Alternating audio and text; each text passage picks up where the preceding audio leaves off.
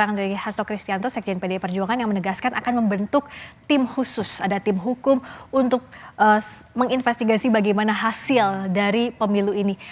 Kita mendengarnya sebagai bentuk perlawanan terhadap hasil sementara meskipun masih versi quick count. Terakhir saja, singkat saja, untuk mengawal suara pemilu ke depannya dan bagaimana untuk mengantisipasi dinamika pasca ini, dari mulai Bung Nyarwi. Ya, yang pertama saya kira itu sudah langkah yang tepat ya.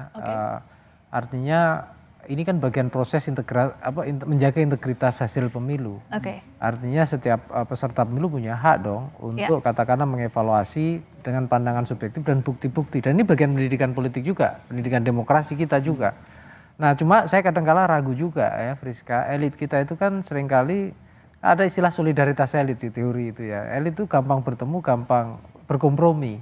Nah, terlepas bahwa itu bagus untuk menjadikan negara ini damai, ya harmoni. Tapi kadang-kala juga rakyat melihat ada inkonsistensi. Nah, semoga saja kita elit-elit ini juga memberikan proses pendidikan yang bagus. Artinya gini, dan itu konsisten dalam arti tidak menjadikan baper juga, tidak menjadikan pendukungnya marah-marah juga tidak. Tapi kalau misalnya ada gugatan, kita berlatih menjadi negara demokrasi yang lebih maju dan lebih beradab. Oke, jadi ada konsistensi dalam sikap politik dalam menjaga demokrasi. Pak Saiful, singkat saja.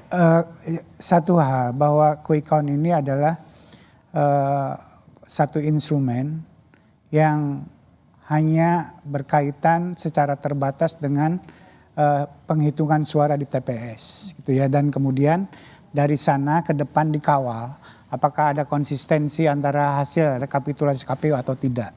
Itu untuk menjaga integrasinya ke sana. Tapi bagaimana angka itu muncul di hari quick count, gitu ya, prosesnya itu di luar kemampuan quick count untuk memastikan apakah itu benar atau tidak. Oleh karena itu tadi yang dikatakan oleh Mas Hasto, gitu ya, itu sangat penting untuk menjaga integritas pemilu kita itu sendiri, seperti yang dikatakan tadi, bahwa siapkanlah bukti-bukti yang konkret, gitu ya. Bahwa ada jalannya, bukan quick count gitu, bukan ada jalannya untuk menguji dan untuk memastikan bahwa hasil pemilu ini yang kita rekam di dalam quick count itu punya integritas. Saya sudah lama mengatakan sebelumnya, bisa jadi pemilu tanggal 14 ini adalah kita akan menyaksikan hasil akumulasi yang tidak baik selama ini dalam proses pemilu elektoral. Karena itu kita tidak cukup bertumbuh pada hasil quick count. Tapi tadi yang paling utama adalah membuktikan secara legal kira-kira bahwa di situ ada persoalan-persoalan yang serius yang mengancam integritas pemilu kita.